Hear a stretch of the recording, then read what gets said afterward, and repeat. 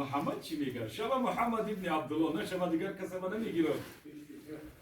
امیر حمزه ابو طالب امیر حمزه را گفت برا خوب سراغش شهر بچه را بگی بیا. شما تصور کنید شهر بچه‌ای که در کیسه‌اش پول و پیسه نداره، شهر بچه شخصیت میگیره دویم سوم بای مکه است. اگر چندی که باباش رئیس مکه است خوب شهر بچه در کیسه‌اش چیزی ندارد.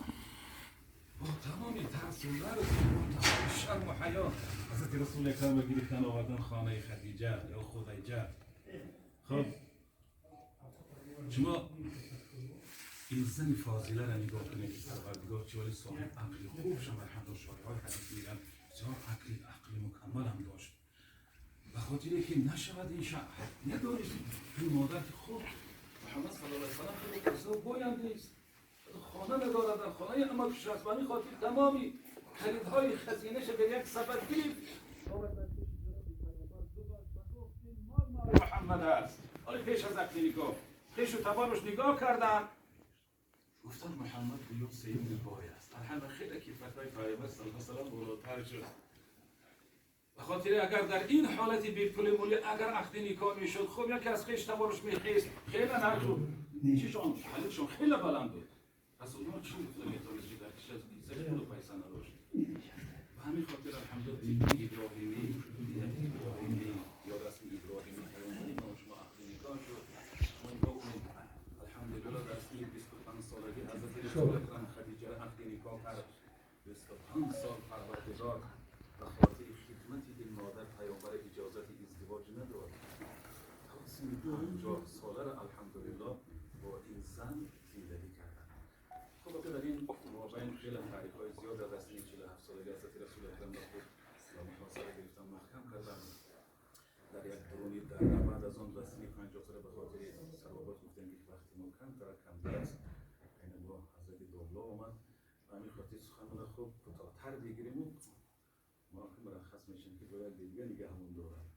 خوب در سن 50 سالگی حضرت رسول اکرم و خدیجه مادرمان در سن 65 سالگی بیمار شد. همون وقتی که از اون بلکه بیرون شدن ابو طالب هم بیمار شد مرد. مادرمان هم خوب کسل شد، خیلی کسل وزنی.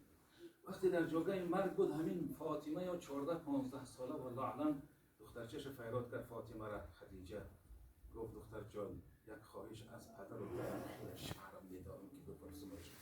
گفت چی خواهش داری مادر؟ گفت وقتی که من الحمدلله نگاه میکنم که خیلی روز به روز وزنی شده ایستادم اگر از دنیا گذشتم وقتی که مرا در خاک گذاشتن خواهش میکنم که همون قدر تبگو همون چادری روش این چادری سر شدیدا شد بالای جسدی من بپوشانه که من از شلپیدن گور میترسم. شما نگاه کنید اینقدر زنی با آدابی که همین سخن حتی از پیامبر گفتن ندانست با وسیله مقصد فاطمه دخترش همین سخن رای کرد. وقتی فاطمه آمد کنار رسول الله گفت بابا مادرم یک خواهش دارد. گفت چی خواهش دارد دختر جان چی میگه؟ همین سخن گفت وقتی که برای در لحظمان اون چادری روش خوب بالای جسد ما بپوشاند که من از شلپیدن گور میترسم. حضرت رسول اکرم بسیار گریست حتی حقیق کرده پیش آمد. گفت یا خدیجه لو اردت جلت لعطیتکی. ای خدیجه گفت تو آرام باش این چادری سری ما چی قیمت دارد؟ اگر الحمدلله تو خواهی اگر من پوستی بدن من بالای جسد تو میگذارم آرام باش آرام باش. این خاطر الحمدلله حضرت رسول اکرم یکمین شخصیتی که از حساب پول و مال یاردمش کرد الحمدلله همین خدیجه هست. و خاتمه میکنیم که حضرت رسول اکرم و مجرد خود در جاگه خوب مرگ افتاد. شما خبر دارین چند مراتب خب فرشته مرگ آمد و سراغش در کناری در می ایستاد. خب این مادر خیال کرد که انسان است اما این فرشته بود بی خدا. حضرت رسول اکرم حالتی داشت که گاهی به خود می آمد گاهی از هوش بیهوش می شد و همین خاطر مادر بسیار درد کرد. گفت رسول الله کسی را قبول کردن نمیتواند.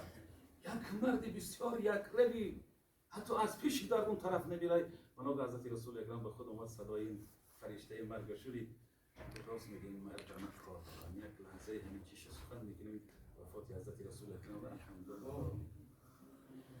خب این فرشته مرگ آمد کنار رسول الله استغفر الله اجازه میگه به کار شما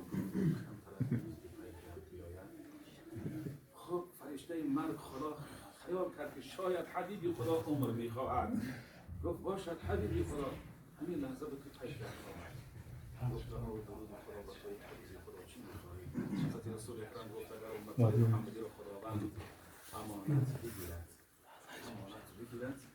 میرم و بشیرت که حلال شما خدمت‌های حضرت رسول اکرم در حق تمام ما و شما کرده است که می‌کند در آینده هم در محشر خدا اینجا فراموش نکنید.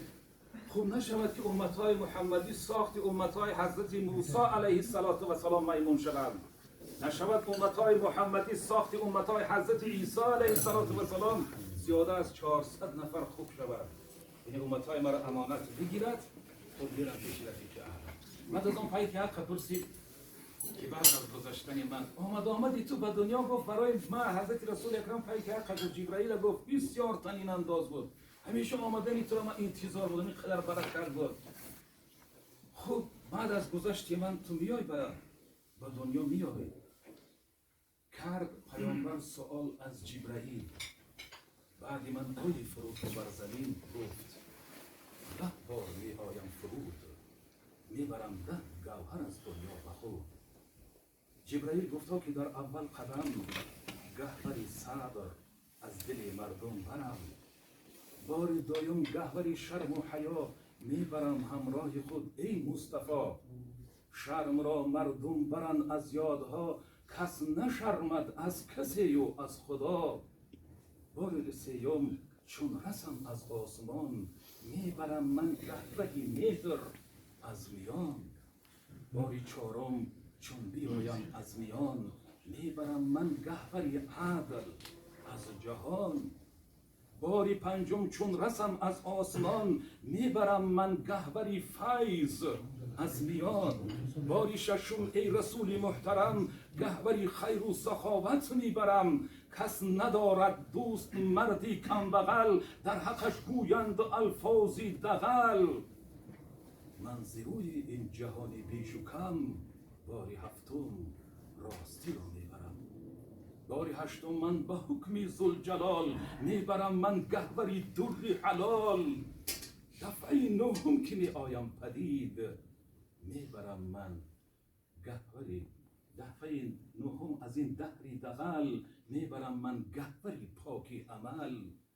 همچو زنبوران محروم از عسل، عالمی بر علم ننماید عمل.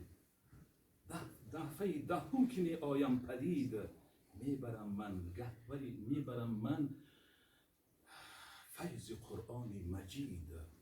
چون که این 10 گهور از دنیا رود، در جهان پیدا قیامت می شود. اما برای که مردهایی که مسلمانی حقیقی هستند، ایمانی کامل دارند، برای اونا همیشه صبر و ثبات هست، شرم و حیا هست، عدل و عدالت هست. این هیچ وقت الحمدلله بر مردی مسلمانی واقعی اینها کاسته و کم و برده نمی شوند. این هیچ وقت فراموش نکنی. همیشه با این نفسی جلادی که هر طرف ما را سرگردان میکنن مبارزه با این نفسی پلید ببرین. الحمدلله راه صراط مستقیم رو نکنید. خدمت های پیامبر صلی الله علیه و سلم را فراموش نکنید. همیشه در کجای شیشتین الحمدلله در حق پیامبر ما صلی الله علیه و سلم اول دعای شفاعت، بعد از آن صلوات به حضرت